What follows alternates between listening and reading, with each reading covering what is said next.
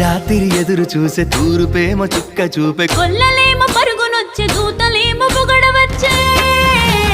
పుట్టాడు పుట్టాడు రో రారాజు మెస్సయ్య పుట్టాడు రో మన కోసం పుట్టాడు పుట్టాడు రో రారాజు మెస్సయ్య పుట్టాడు రో మన కోసం